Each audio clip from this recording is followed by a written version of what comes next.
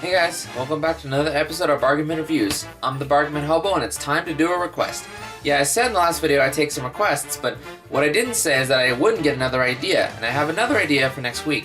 What is that? You'll see. Unfortunately, that means these other requests are on hold, but anyway, let's get started. This request is from Not a Name, and they requested this. Fairly Odd Parents Breakin' Rules on the GameCube. Yeah, I don't have the box, I just have a generic GameStar case. But this begs the question, is this game great? Is it good, or is it just more licensed junk that licensed games typically are? Let's find out. It's actually loud, I hope it's okay. And now, formalities are out of the way, and I wish that it was time to hobo up! The story for Fairly Odd Parents Breakin' Rules is that Timmy's parents are going away, and that means Vicky's coming. Timmy tries to wish her away, but when Kazawana can't, out of frustration, Timmy wishes they didn't have to follow the rules. Then the book is cast to the side and Vicky grabs it. Vicky now has the power to grant her wishes, though she doesn't realize it. So Timmy has 49.5 hours to gather the pages of the rules and get it away from Vicky, all before Mom and Dad get home. So the story is really good. It pays a lot of respect to the original source material, and again, this was made back when Fairly Odd Parents is actually good. So the story gets a pass for me. How's the gameplay? Well, let's find out. Where gameplay is concerned, Fairly Odd Parents Breakin' Rules is an action platform where Timmy must complete objectives and reach the end while gathering up witch stars, since Kazawana's powers are greatly limited because of the circumstances. Enemies and stages are very minimal, and the ones that are there will only really chase Timmy if he gets close, though some will shoot at you if they see you from far away. You can get shot from off screen, but you're more likely to die from missing jumps and platforming. Now the platforming may seem askew at first, but you just have to jump from the edge of the platforms to make the gaps and you'll get there just fine. And each level does something differently, and we'll get to that now. A lot of the levels do something different. Take for example here, the level is called Mini Timmy, where Timmy was shrunk down to clean out his bathtub, so he pilots a mech suit and fights germs with air fresh and other cleaning supplies. It's actually pretty cool.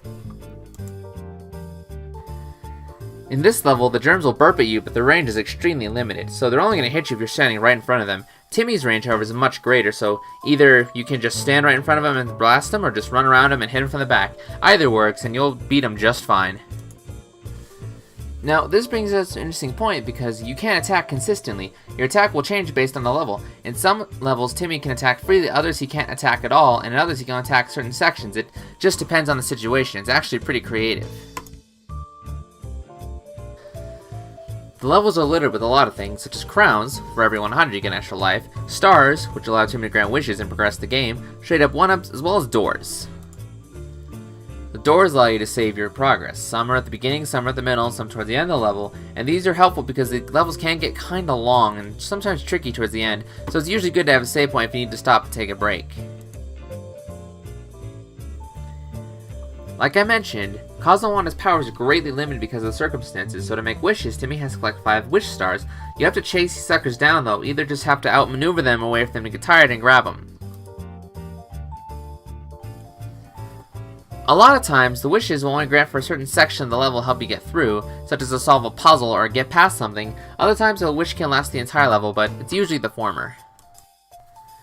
Now there's one last thing I want to talk about, which are the hidden Crimson Chin cards. There's 4 in each level, save for just 1 in the tutorial, but these can unlock clips of the show, so these are more for completionists or hardcore Fairly Odd Parents fans, but they can be pretty fun to find. They're never really out in the open though, they're usually just hidden or in dangerous areas, but you can find them. So I gotta be honest, this gameplay is awesome, guys. I mean, seriously, it's really good. It's really varied, and every level plays differently, and Timmy has different costumes in a lot of levels. Holy crap, this is awesome. They really put time and effort into this. I can't believe it. And couple that with the tight controls, and just, wow, they really did a good job here. But, how's the presentation? Let's go check that out now. The presentation in this game excels, guys. The graphics look just like the animation in the show, and the actors came back to voice their characters. This actually feels like a long-lost episode of Fairly Odd Parents. I think they should have done a special like this for TV. Now, if I had to pick a favorite level, it would definitely be this one. It would definitely be Vicky Virus, because just look at it, guys. I might be a little biased here, but this has to be my favorite level in the whole game. The music is just right. It's like this really weird, like techno dubstep almost type deal before dubstep was cool, so that was pretty cool. And aside from that, it's the only level you can attack for the entire game. Well, not the only level, but one of them. And it's a video game, guys, and the cool filter on the screen The one gripe I have with this level is the annoying jump sound there is, but aside from that, this has to be the best level in the whole game for me. Just, it's freaking awesome. Aside from the jumping sound, it's my favorite level in the whole game. That does bring me to one certain point, though. The dialogue can be brought up a lot, and repeating the same lines over and over again, like in a lot of games, it kind of gets annoying. There's a button you have that you can talk to Cosmo and Wanda, but all they really do is just offer running commentary more than actual advice. I mean, there might be some subtle hints, but I didn't really pick up on it. I barely ever talk to them unless I just had to hear what they had to say.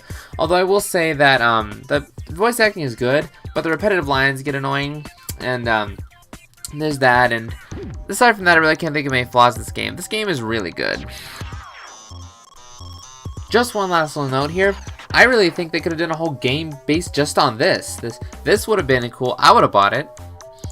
So, that's Fairly Odd Parents Breaking the Rules, and wow, is it awesome. The gameplay is great, the presentation is great, it's very tight and responsive. Timmy wears a different costume a lot of times, and all the levels feel different. Guys, this feels like a lost Fairly Odd Parents episode, and it's really good too, so if you're a Fairly Odd Parents fan, you better go get it right now, because this is way beyond the bin.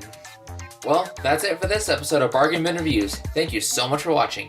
If you liked it, please like, comment, and subscribe. And see you guys next time when I finally get to do this idea I wanted to do for a really long time. Till then, Hobo out!